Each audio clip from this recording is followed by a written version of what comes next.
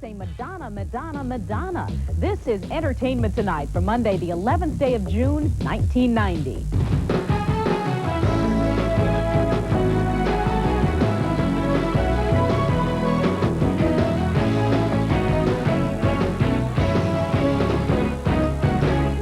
Hi, everyone. Welcome to Entertainment Tonight. I'm John Tesh. And welcome back. Thanks, Mary. I'm Mary Hart. If hype, hoopla, and a huge $30 million promotion budget can make a movie a smash hit at the box office, Dick Tracy should make a mint. The Touchstone film, which opens 1 minute after midnight this Friday, was screened for a celebrity audience last night in Washington, D.C. Outside the theater, crowds waited for hours to get a look at the stars. They weren't disappointed. Madonna arrived with Dick Tracy himself, Warren Beatty, and young co-star Charlie Korsmo. After the three posed for fans and photographers, Madonna got some rave reviews. Madonna's awesome, and this movie's going to prove it. Unbelievable. The legs are fantastic. Wearing a mini dress and platform shoes, Madonna ducked out early and got back to her concert tour. I'm wearing black underwear. Inside the theater, the crowd reportedly applauded the first time they saw the stars. Wonder Woman Linda Carter gave the leading lady a thumbs up. I think that maybe it is finally her time in one of her movies. Warren Beatty, who also directed and produced the movie, was modest about his own performance. I like my hat and coat. I don't know. I think it's fun. After the movie, the audience danced and gambled at a federal museum that was transformed into the movie's Club Ritz. Place your bets, please. As Warren Beatty mingled with fans, Charlie Korsmo got a streak going at the blackjack table, but he couldn't keep a poker face about the fun he had making the movie. I didn't have to go to school, and I hate school, so I got a tutor, and that was probably the best part of the movie, actually. This cockroach your old man? Go suck an egg. Pretty tough talk from a little sprout. Last night's screening was a benefit for the Johns Hopkins School of Medicine for hematology research. Warren Beatty's father was treated there prior to his death 3 years ago. When the puppet master passes on, what will become of the puppets? When the puppets are Muppets, the show will go on. Watched daily around the world in at least 75 countries.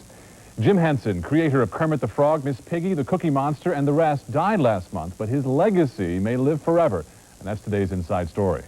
Sunny day, sweeping the clouds away. A generation of children has grown up with Sesame Street, which means they've been weaned on the work of Jim Henson. The master puppeteer began with the show over 20 years ago, and his sudden death sent shockwaves through the community of children's television. It's not that easy being green. Among the characters Henson himself performed, Kermit, the charismatic green frog, and Ernie, born to aggravate his buddy Bert. But what's to become of these and other Muppet characters without their guiding hand? At the Children's Television Workshop, producer of Sesame Street, its president says their job is to carry forward Henson's legacy. We are moving ahead with the series. Next season, we will be using many of the bits that Jim taped over the years, Bert and Ernie bits and other Ernie bits and Kermit bits, so that the show will be, we hope, just as good as it has always been. No decision has yet been made about whether a puppeteer will ever be hired to replace Henson. In the meantime, Sesame Street will continue, as it always has, to rely on repetition as a learning tool. So the show will reuse much of the work of Jim Henson. We have all of those. We've been using them season by season, and we will continue to use them season by season. Still, concern over the collective fates of the Muppets has been overwhelming. Sonia Manzano, a Sesame Street writer and actress who plays Maria, says Muppet lovers have written to her. I have gotten letters from kids that say, please keep Ernie. Bert will be unhappy. Would you like to play a guessing game with me? No. Okay, here's how it goes, Bert. Everybody kind of feels that Ernie is a real person, really all of the puppets, but especially the ones that Jim Henson did. At this school in Los Angeles, concerns of students over the death of Henson and the future of the Muppets led teachers to help students put on a play, dealing with the subject head-on. Our best friend, Jim Henson, died last week. I was very sad. Several children, yes, were close to tears because they watch it every morning before school. Their parents tape it for them. They watch it on weekends. It's really very much a part of their life. Jim Henson's Muppets will always remind us of this wonderful, talented man. 7-year-old Emily Winnie says her favorite character, Big Bird, must continue without Henson. He's probably thinking about Jim a lot. My friend Muppet is Kermit, and I think he's sad, and I think all the Muppets are sad. I still think it will never be the same without Jim Henson. The puppets could still go on. They could live forever.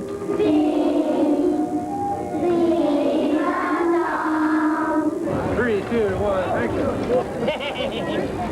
Beyond Sesame Street on TV, Henson's legacy lives on in a variety of forms. His Muppet Babies animated series remains a Saturday morning fixture.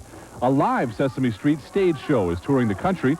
Henson also worked on the characters for a feature titled The Witches, and he helped mold these movie stars, the Teenage Mutant Ninja Turtles. But without question, Henson's greatest legacy continues to be the family of characters, which has entertained and enlightened a generation of TV viewers. They will live on to do the same for generations to come. Thank you, thank you, thank you very much, ladies and gentlemen. Thank you. Sorry, I kind of got carried away there.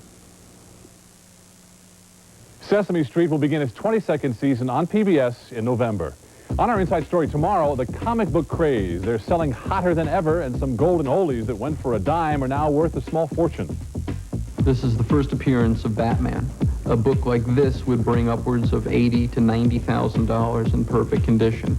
Comic books, a hedge against inflation, and the plot for multi-million-dollar films. The Inside Story tomorrow on Entertainment Tonight.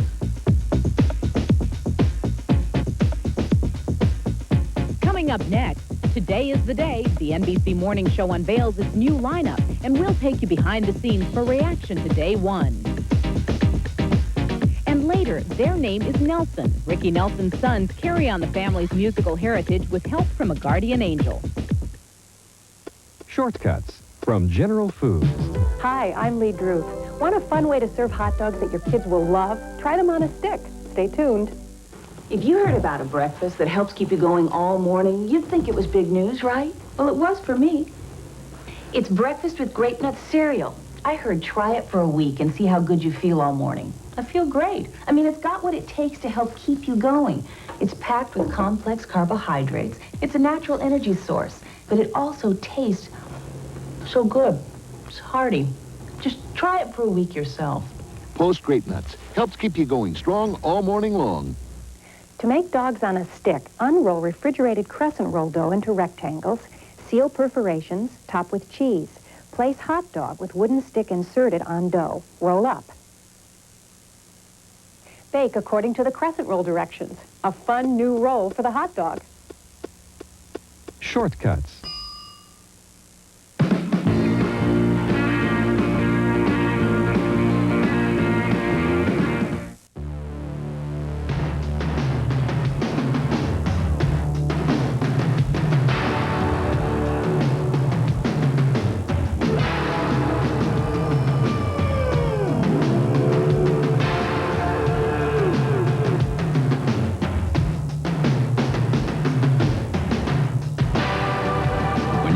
Fight on your hands. Choose your weapon carefully.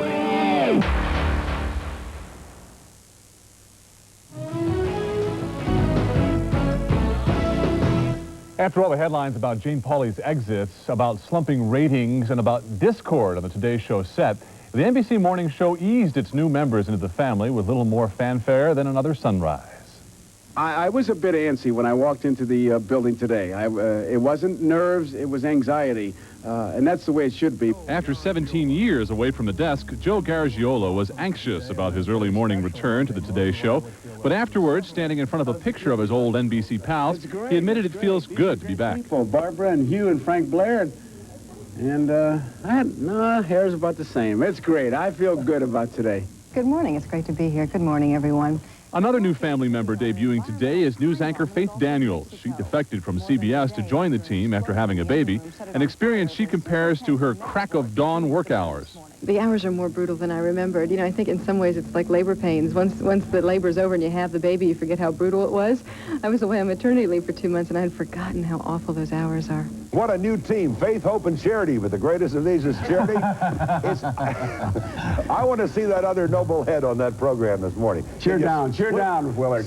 Today's show producers are betting that Garagiola and Daniels will bring new life to Today, and that they will take the heat off the unpopular decision of replacing Jane Pauley with Deborah Norville, and ultimately boost the sagging ratings. You want some of mine? Well, sorry, I am. Here, be careful of the lipstick. Well, drink on the other side. You won't even have to wear my lipstick. It's sanitary. I didn't bring High budget show this Today Show. At age 64, Garagiola doesn't have any false expectations about his star power, and he knows exactly what he brings to the rekindled show. I'm not Tom Selleck. I'm not Robert Redford. So here I am, the bald-headed guy who drops his INGs. That's it. After this morning's debut, Garagiola will appear on the Today Show Tuesdays, Wednesdays, and Thursdays only. He says that's to allow him to spend the rest of the week with his family in Arizona. Joe Isuzu made his living lying around the television dial for the auto company that bears his name. But now the truth is coming out, and Joe is being hauled away to the wrecking yard. Hi, I'm Joe Isuzu. Here, in my factory, I equip these iMarks with millions of standard features. As Joe Isuzu, David Leisure made truth in advertising a laughing matter. But after 4 years, Isuzu has decided to drop the sleazy spokesman in favor of a new campaign. Leisure says it was fun while it lasted, and that's no lie. I enjoyed doing Joe. I mean, it was real easy. I mean, it wasn't like a big, tough job anymore, you know, because I had the guy down. So I just sort of showed up and said my lines and went home, and they paid me a lot of money. How fast is the new Isuzu Impulse Turbo? How does 950 miles per hour sound?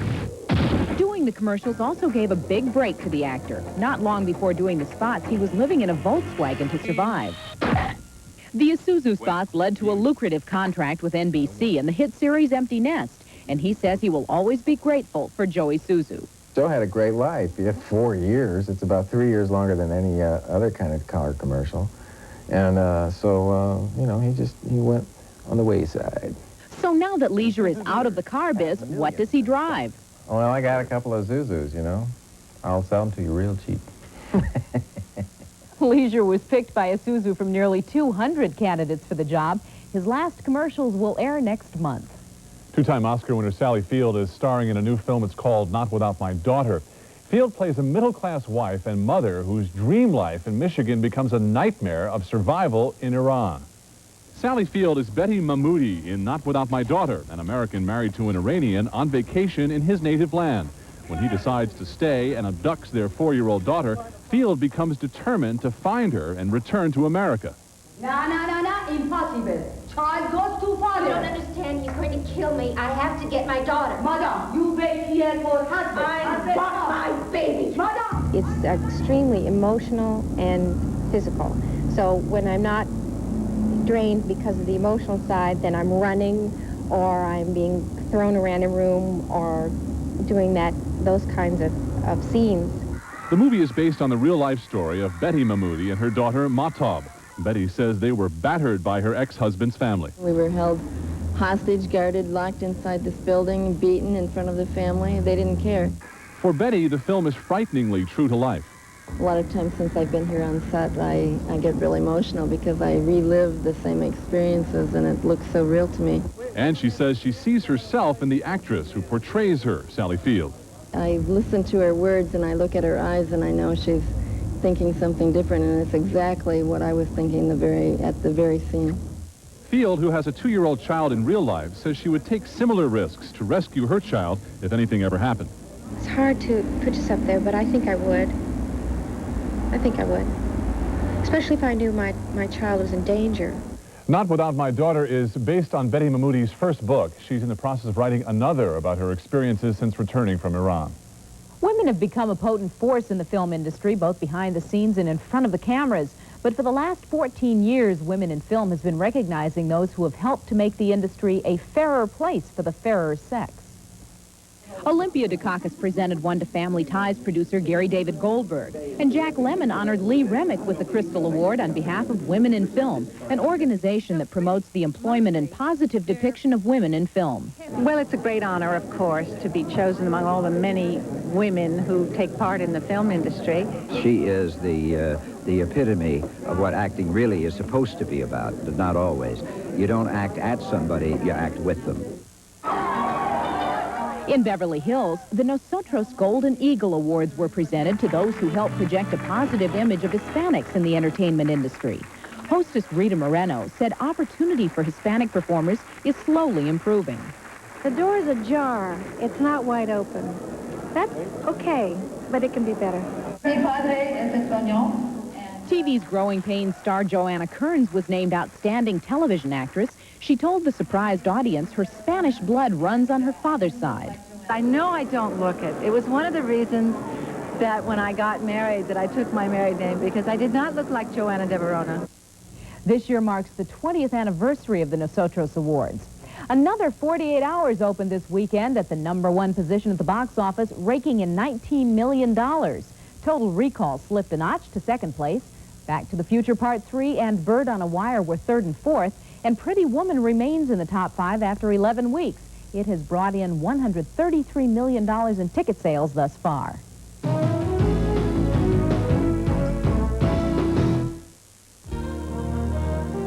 This Father's Day, give Dad something to really cheer about. A delicious frozen cake from Dairy Queen. It's a special treat for his special day, and it's sure to be a real hit. Nobody makes a frozen birthday cake like Dairy Queen. You can even have one specially made.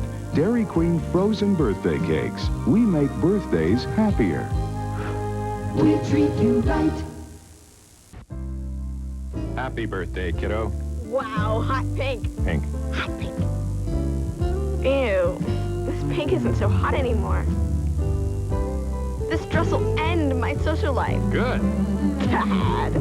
If your colors are fading, there's now a detergent that helps protect them. Introducing New Cheer with Color Guard. As time goes by, you can see the difference Color Guard makes. New Cheer with Color Guard.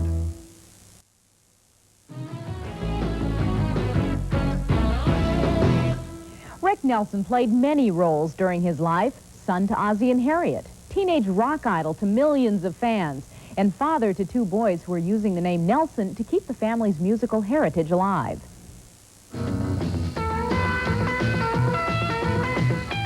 At a tender age, Ricky Nelson's children displayed their musical abilities. At 22, the late singer's twin boys, Gunnar and Matthew, have picked up real instruments and have followed in Dad's footsteps in a band called Nelson. Do I love you, baby? We have all sorts of stories of being in rubber pants and guests coming over and saying, I remember when you were 2 years old and banging on pots and pans to records and stuff. And we got our first instruments when we were about 5 and 6 and started playing together. This is the second band the boys have put together in their first venture into what they call a rock and roll sound. The album called After the Rain is dedicated to and inspired by their father, Ricky. A lot of mornings we wake up, be a little depressed, and it's hard to describe. It feels like you have a guardian angel or some little charge of energy would come into you for no apparent reason. And, I mean, it just felt like he was there along with us saying, come on, guys, get up and go. Nelson recently played a showcase in Los Angeles, and their sister Tracy believes their father would have been very impressed. My dad has been, you know, right over their shoulder all along, and I know he'd be incredibly proud. I mean, I really feel him here tonight, if that's not too sort of woo-woo to say. The twins made their professional music debut 8 years ago at one of their father's concerts. He asked them if they'd like to do a song and then gave them 10 minutes to practice before he called them up on stage. Actor Marlon Brando's son Christian was in a Los Angeles courtroom today for a scheduled hearing in the 32-year-old Brando's murder trial. Accused killer Christian Brando was handcuffed as he was led into the Los Angeles courtroom. Family members looked on as Robert Shapiro told the court that he is Brando's new attorney. He replaces famed civil rights lawyer William Kunstler. Brando is accused of last month's killing of Dag Drolet in the home of his father, Marlon Brando. After today's brief court appearance, Shapiro told the press his client is innocent of premeditated murder. It is clear that Christian did not act with malice aforethought. That is, with the intent to kill Dag. Outside the courthouse, Shirley Campanas, Christian's former girlfriend, says she talked to Brando in his jail cell. She says he's in shock over not being released on bail. He just more or less made groans. I mean, it's really hard on him. Brando's next appearance is set for June 25th, but depending on court schedules, the appearance could take place up to 30 days following that date. Did romance really visit Liz Taylor in the hospital? The Insider has the diagnosis when we come back.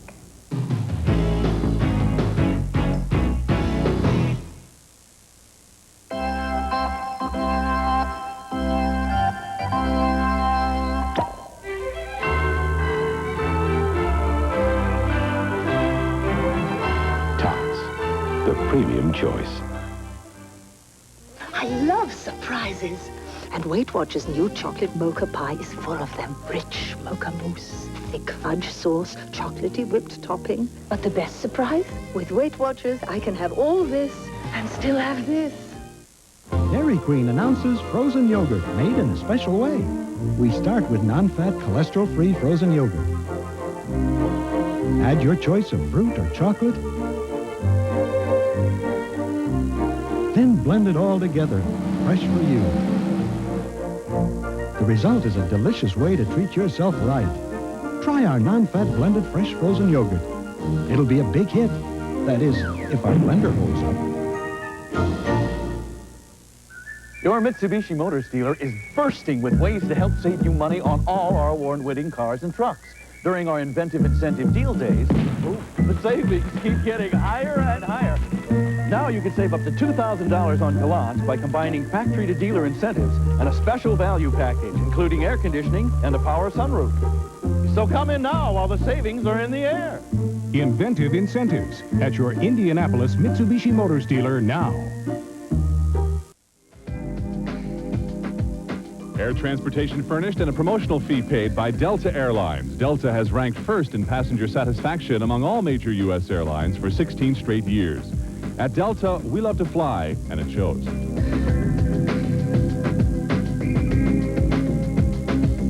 Celebrating a birthday today, actress Adrienne Barbeau is 45. Actor Chad Everett, 53. And actor Gene Wilder turns 55.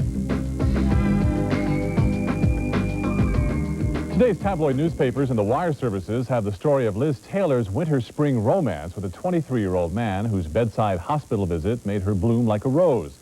And the ET Insider is here to tell you that tomorrow's newspapers will report what the Insider is telling you right now. The whole thing is a hoax.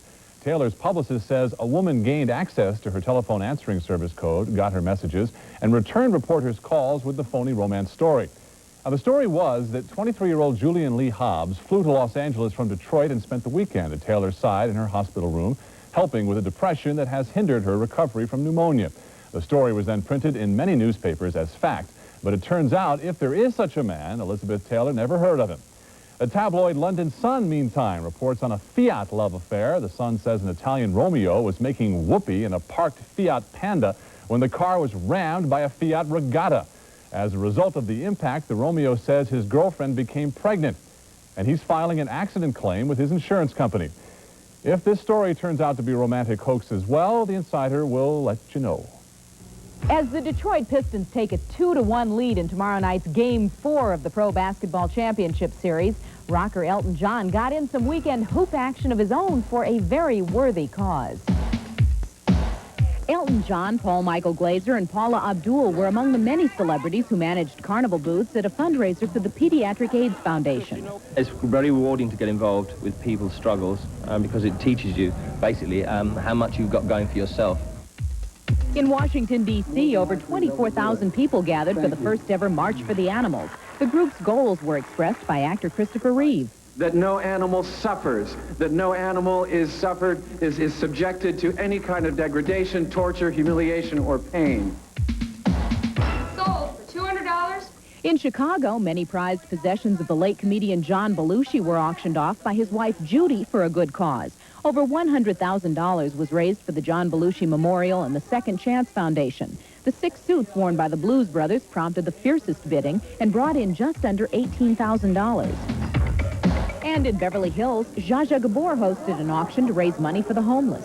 Gabor has been working in a homeless women's shelter as part of her sentence for slapping a Beverly Hills police officer. Has this experience humbled Zsa Zsa? I was always humble. I love animals and children. People I can live without, actually.